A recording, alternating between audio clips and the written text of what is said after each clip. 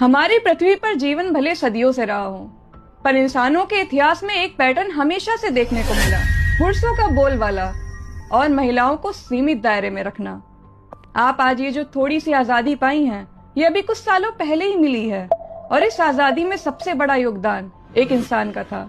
उनका नाम है डॉक्टर भीमराव अंबेडकर। अक्सर जब हम डॉक्टर B.R. अम्बेडकर का नाम लेते हैं तो लोग उन्हें अपनी इमेजिनेशन में एक अनुसूचित जाति के नेता के रूप में देखते हैं, पर अगर डॉक्टर B.R. अम्बेडकर न होते तो आप आज भी कैद जैसी जिंदगी जी रही होती। जब 1947 में देश आजाद हुआ, तब महिलाओं के पास बहुत सीमित अधिकार थे, पर बाबा साहब चाहते थे कि पुरुष और महिलाओं में बराबरी के अधिकार हो। और ऐसा कोई अच्छा इंसान ही सोच सकता है जिसे प्रकृति से प्रेम हो, जिसके अंदर इंसानियत हो। आजादी के पहले हालात ये थे कि सिर्फ बेटों को ही संपत्ति में हिस्सेदार माना जाता था, बेटियों को ये अधिकार नहीं थे। शादी के बाद पति आपको मारे पीटे, आपकी जिंदगी नरक बना दे, फिर भी आपको उसके साथ ही रहना पड़ता था। तलाक का अधिकार भी नहीं था, विधवा महिलाएं दूसरी शादी भी नहीं कर सकती थी।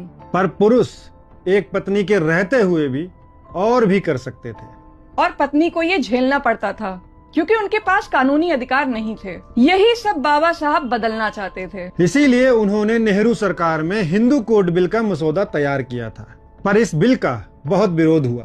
विरोध का कारण था, हमेशा से ताकत पुरुषों ने अपने पास रखी है। उन्हें डर था कि इस बिल से महिलाओं को संपत्ति में हिस्से का अधिकार मिल जाएगा, तलाक देने का भी अधिकार मिल जाएगा, पुरुष कई शादियां भी नहीं कर पाएंगे और विधवा महिलाएं भी दूसरी शादी कर पाएंगी। इस तरह से कई अधिकार महिलाओं को मिल जाएंगे। कुल मिलाकर अगर महिलाएं ना करना सीख गईं, तो पुरुषों का उन पर से कंट्रोल खत्म हो जाएगा। पर बाबा साहब अड़े थे इस बिल को पास करवाने में। ऐसा कई अध्ययनों से पता चला है कि नेहरू जी विरोध को देखते हुए डर रहे थे, इसीलिए इस बिल को टाल रहे थे। अब यहाँ कोई साधारण नेता होता तो क्या करता? वो सोचता, अरे छोड़ो, मुझे क्या, मैं तो देश का कानून मंत्री हूँ, मैं क्यों पंगा लूं। ज्यादातर लोग कुर्सी से चिपक जाते हैं। लेकिन बाबा साहब अलग ही मिट्टी के इंसान थे। उन्होंने इस बिल को अधिक समय तक टलने की वजह से मंत्री पद से इस्तीफा दे दिया।